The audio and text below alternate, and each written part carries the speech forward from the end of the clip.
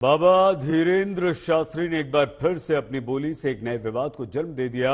नेताजी के नारे की ही तरह भक्तों के बीच बाबा धीरेन्द्र शास्त्री ने कहा, तुम मेरा साथ दो, मैं हिंदू राष्ट्र दूंगा।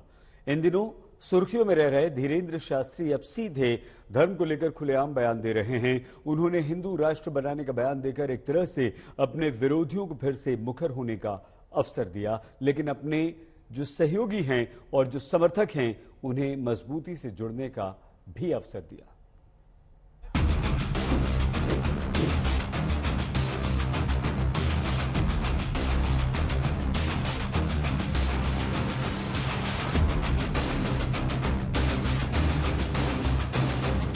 सबसे पहले पंडित धीरेन्द्र शास्त्री की ये बात सुनी।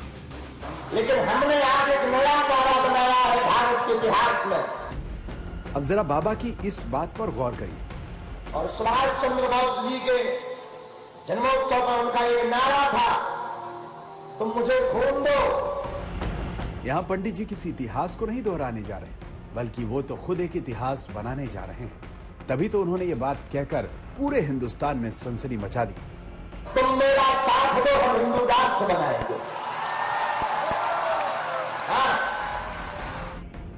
अभी तक तो पंडित धीरेन्द्र शास्त्री सिर्फ बयानों के तीर चला रहे थे। यह भारत ऐसा देश है जहां भगवान राम के होने का सबूत मांगा है, अयोध्या का सबूत मांगा है, यहाँ पर भगवान कृष्ण के लिए भी सबूत पौंड्रक जैसे लोगों ने मांगा है। तो हमें दुश्मनों से डरना नहीं है। धर्म और अधर्म की हमेशा लड़ाई रही है, सत्य और असत्य की हमेशा लड़ाई रही है। तो जो सत्य के साथ हैं, जो सनातनी हैं, वो हमारे साथ हैं। जो वामपंथी विचारधारा के लोग हैं वो हमारे विपक्ष में हैं। उनके चमत्कार की लीला को भी पूरा हिंदुस्तान टीवी के पर्दे पर आंखें खोलकर देख रहा था। मार लगाई जाए इसे चमीटा की। लेकिन अब पंडित धीरेन्द्र कृष्ण शास्त्री असल में बागेश्वर सरकार बनकर फरमान सुना रहे हैं। तुम मेरा साथ दो, हम हिंदू राष्ट्र बनाएंगे। हम प्रार्थना करेंगे भारत के लोगों, अब चूड़ियां पहनकर घर में मत बैठो। बागेश्वर धाम के बाबा धीरेन्द्र शास्त्री ने नेताजी सुभाष चंद्र बोस की जयंती पर यह बयान देकर वाकई हलचल मचा दी।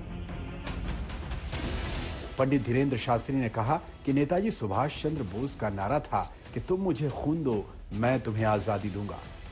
अब उसी के तहत मेरा भी एक नारा है, तुम हमारा साथ दो, हम हिंदू राष्ट्र बनाएंगे। तुम मेरा साथ दो, हम हिंदू राष्ट्र बनाएंगे।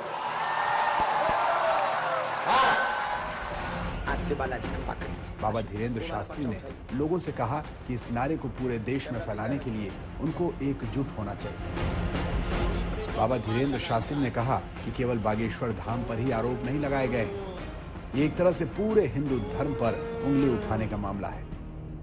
ये केवल बागेश्वर धाम पर उंगली उठाने की बात नहीं, प्रत्येक सनातनी पर उंगली उठाई है। लेकिन अचानक धीरेन्द्र शास्त्री को न जाने क्या हुआ, वो खुद को ही महान बताने की रौ में बहने लगे। लेकिन एक है, ये भारत ऐसा है जहाँ कबीर को भी, रैदास को भी, तो तुलसीदास जी को भी कसौटी पर कसना पड़ा, तो हम कौन खेत की मूली है। तो भारत अद्भुत देश है, यहाँ दीवाल की लिखावट पर मना करने के लिए भी दीवाल पर लिखना पड़ता है कि यहाँ लिखना मना है। वैसे पंडित धीरेन्द्र शास्त्री व्यास गद्दी पर बैठकर यूं तो बड़ी बड़ी बातें करते हैं, अब बाहर निकल करके बताना ही पड़ेगा। और इस बात को सुनने के बाद अगर नहीं निकले तो हम तुमको बुजदिल मानेंगे, बुजदिल। अंधविश्वास कब फैला रहे जब दक्षिणा ही नहीं लेते। चमत्कार को नमस्कार का ये तो अभी आगाज ही कहा जाएगा। पता नहीं ये बहती हवा का झोंका कहां तक जाएगा। आज तक ब्यूरो।